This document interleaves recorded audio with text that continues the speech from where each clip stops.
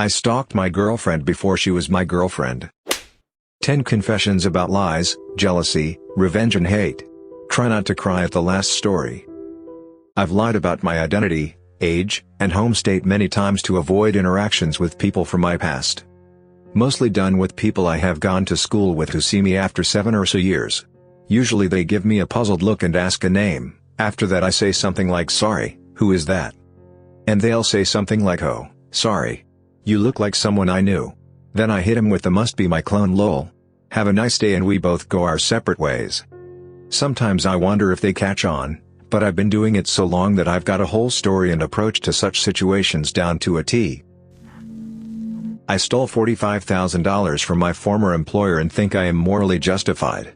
I read the other posts about people taking money out of the tills and thought I could do better than that. So no one knows this, but I used to work for a bank. I assume no one is going to have sympathy for these guys, for several years. I won't say where or which one.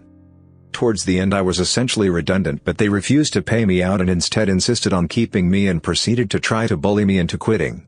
I have mental health problems and this began a mental breakdown for myself. I used all my sick leave and they refused further leave. I got the union involved but they are piss weak. Eventually got some leave entitlements plus a little extra with an agreement not to sue, $30,000. This was about $45,000 less than what my redundancy should have been at the time. Being mentally fragile, I accepted as I didn't have the capacity or support to fight for my rights. I would have had a very strong legal case. So as you do when you're a bit down, you have some erratic and destructive thinking. In the bank I worked in credit, fraud and collections among other things, so I knew all the holes in the systems. A few phony applications later I managed to get maybe $45,000 not including costs out of them. I won't say how because it was very specific to the organization, but had to get the money in actual products not cash, so I then formed a business to turn the products into cash. I made a few mistakes along the way, but I know financial crime is never investigated and I made sure that there was nothing linking the applications together so they wouldn't even know it was one person.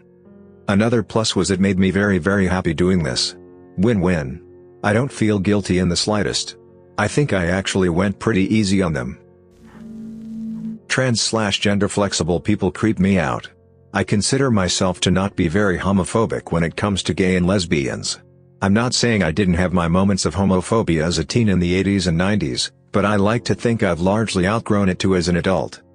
Through my parents, I've known several gay couples, male and female for most of my life. A year or two ago I spoke at the eulogy for the funeral of one of the gay men I basically grew up knowing. But one thing that consistently creeps me out, and it's a visceral gut reaction, is when it comes to cross-dressers, gender-flexible people, and a certain section of transsexual people, generally male to female trans people. I can't get past it. I can't stand seeing them on TV, and if I find out that someone's kinks include cross-dressing, it is a complete deal breaker. I don't want to even talk with them, much less hang out around them. I don't understand why I have such an intense hang-up about that kind of thing. My confession. I'm a blind person with near total vision loss. I absolutely hate it when people try to help me by grabbing my cane and tapping where they think I should be.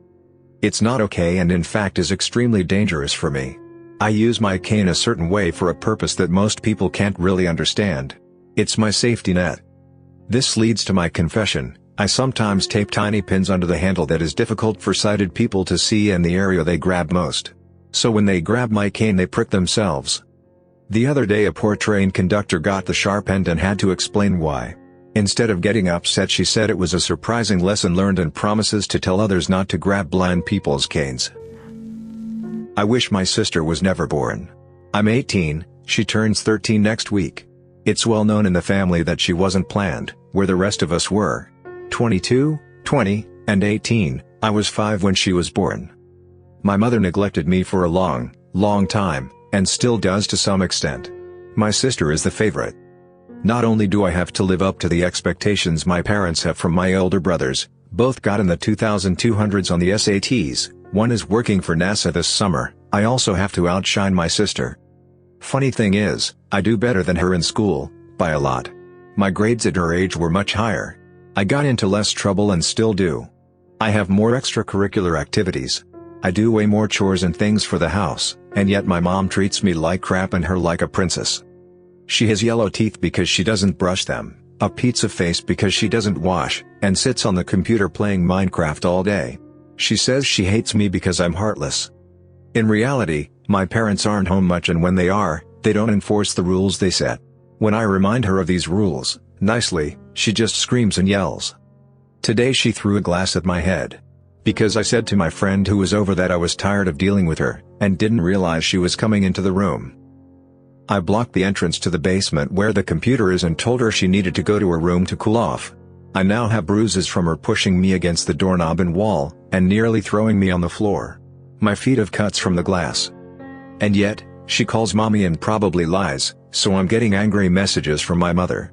My dad is out of state and is furious at both my mom and sister for being so crazy, but there isn't much he can do from 8 hours away. I really do try to be nice. She doesn't even try to be cordial. When I try to hold conversation, she tells me we don't have anything in common and that she doesn't care what I have to say. I do most of her share of the chores because she won't do them, and my mom yells at me for not having her do them if they don't get done. I am done with her.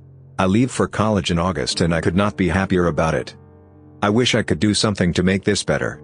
My parents don't think her seeing a therapist would work because she wouldn't be open to it. It's probably not a mental issue, like something biological, because my parents don't discipline her, so there are next to no consequences for her actions. She doesn't listen to me even on simple things. I am 4 inches taller than her, yet she scares me because she seems to not care if she hurts me. Anyone want a free 13-year-old girl with hygiene and anger problems? I don't want her in my life anymore. When does overfeeding a child become abuse? My whole household is obese apart from me. I've never been fat and I'm very into fitness, gym 5 days a week and on a diet. My family, however, mom, dad, are morbidly obese and have no idea about nutrition whatsoever. I peeked into my 6-year-old little brother's school lunchbox the other day. Here's what I saw: a bag of crisps, a cake, sandwiches, biscuits, a bag of sweets, a banana, an apple, Fruit Laces and a lemonade. You bet he eats it all as well. I cooked for him when babysitting, a healthy balanced meal with a portion suitable for his age, unlike my mom who feeds him more than I would eat as a grown adult. Regardless of portion size, he'll eat it all and not complain. All of it is processed, apart from fruit. However, fruit is irrelevant if you eat that much crap. I'm a fully grown female and I'm only 14 pounds heavier than my 6-year-old brother. I live with them all but do my own shopping, and I get disgusted by the amount of food that they all consume, especially chocolate. I'm so angry they let him get this way. They always judge me for what I eat and for me going to the gym. Mom gets upset that he's obese and kids bully him at school, call him fat. It's her fault, she feeds him. She says it's genetics, which is BS. Even if you're more prone to being obese, you get some self-control, eat less and move more. I can't put up with this anymore. How do I tell her that she's slowly killing my little brother and setting him up for a miserable life? My parents are emotional eaters and reward him with food. It's her way of showing love. I stalked my girlfriend. When I first met her, I was really embarrassed and couldn't really talk to her, so since we lived in a town of about 1,000, I would follow her every day after school without her knowledge, like when she went for walks or went swimming. Not to be a creep, but I just loved and love her. She seemed to like me too, and slowly, very slowly, we became best friends, and I became even more obsessed. My weirdest time without her knowledge was probably the first time she invited me to a sleepover. I was really flustered the whole time. I mean, we got to sleep in the same bed. But once I was sure she was asleep, I just sat up and watched her for a long time, listening to her cute breaths. I also wound up taking a few of her small trinkets to take home. I did that for a long time. Still, I have some locks of her hair in a pouch she made me in the 9th grade. She still doesn't know, and we've been dating for a few years. I still feel obsessive and flustered whenever I'm around her. She's my soulmate.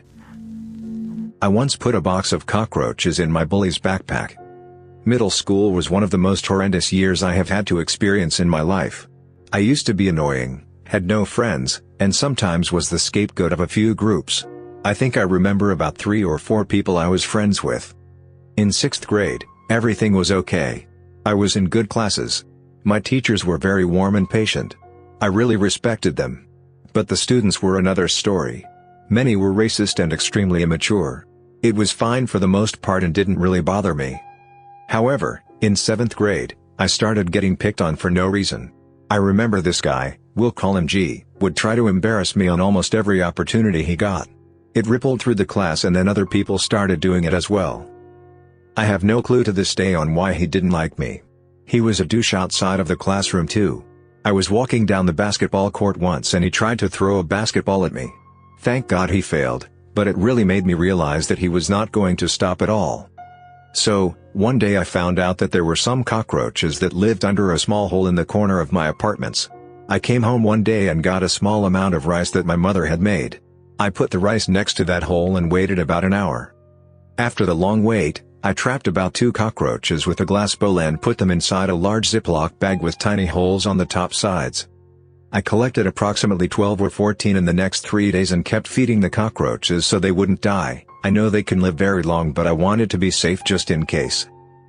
On the night before I executed my plan, I put the Ziploc bag under the same glass dish so that the cockroaches could not escape even if they got out of the Ziploc bag.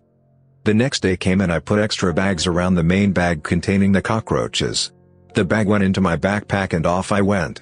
Now it was the waiting game. I waited until third period and began thinking of how I was going to do all this. My plan was to put the bag in G's backpack when we were in reading groups, but another opportunity arose. He went to the bathroom and the class was busy talking to their friends. We had been reading, but the teacher had to stop for some reason. I think she was answering the phone. I took the opportunity to sneak the bag in. But before, I made sure that the bag was open just right enough to release the cockroaches. G came back about 5 or so minutes later and nothing had happened so far. My biggest fear was that the cockroaches would start crawling everywhere before he even got the chance to witness the horror, but thank God they didn't. It took an unusually long time for the main event to occur, but it eventually did. When we got into the reading groups, I remember this so carefully. G put his hand into his backpack to pull out his novel and his hand came back with 2 or 3 cockroaches. The entire class lost it. People started screaming and going against the wall and he was yelling so loud. All I heard was "F this, sh. What the F?" He jumped up and fell on the floor. Some cockroaches started flying out of his backpack. I had no clue they could fly. If I had known that these things could fly, I don't know if I would have put them in, but it was too late. The class was a mess. A few students ran outside and the teacher had to call the office. Eventually, we all ended up going outside. Someone from the office came to inspect the class and we were allowed to go back after a while. I was not as hesitant, but people had a hard time going next to their stuff. Fast forward, our teacher found out about the Ziploc bag inside G's backpack and everyone became convinced that this was done intentionally. I never admitted to my mistake, but everyone became skeptical of everyone else in the class. I was also in the chess club at my school and left pretty late. I was walking home one day and saw G sitting at one of the desks after school in an empty class with our teacher at the computer. I didn't know what he was doing, but I found out the next day that he got detention for cursing. The cockroach part was hilarious, but I had not expected that. All in all, it was a fun experience. It might have been too brutal for me to do that, but I think he deserved. He still didn't stop picking on me, but it did die down in 8th grade. Good times. I got some guy fired from his job because he was creeping on my girlfriend. The dude worked at a fast food chain next to the T-Mobile where my girlfriend works. He would come in during his breaks and try hitting on her even if she was with a customer. Her manager knew the guy somehow and warned him to stop. Well, last weekend my girlfriend was leaving work and was planning on meeting our friend at her store so we could all hang out. This guy saw her leave the store and then ran up to her, and hit on her again. That's fine, she gets hit on a lot and it's annoying, but she deals with it. But here's where it gets a little weird. She ran to her car and sat in it waiting for our friend to show up. Our friend was running late, and it was about 20 minutes until she showed up. The whole time, this guy was sitting in his car with it running, watching my girlfriend. When our friend showed up, my girlfriend left and the guy left too. Seems like he tried following her home, but she wasn't sure.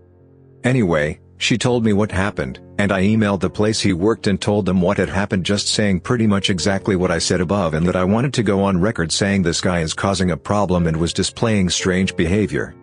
Well, today I found out that yesterday he was fired from his job over this. I feel pretty bad about it because I don't know this guy's situation. I just wanted the manager to tell this guy to stop because he was freaking out my girlfriend. I still text my ex-husband, who passed away 3 years ago. We were great friends, but a disaster as a couple. We were always there for each other after our divorce. We helped each other through breakups and money issues and losses of family. Sometimes there are things I want him to know about my life and about our children, and I text his old phone number. Thank God no one ever texts back. If they did, I would probably stop texting him. It gives me a strange sense of comfort. Thanks for listening to Radio TTS. Hit the subscribe button and activate the notification bell for more videos. Click the right box for the Confessions playlist. Let us know in the comments what you think about these stories.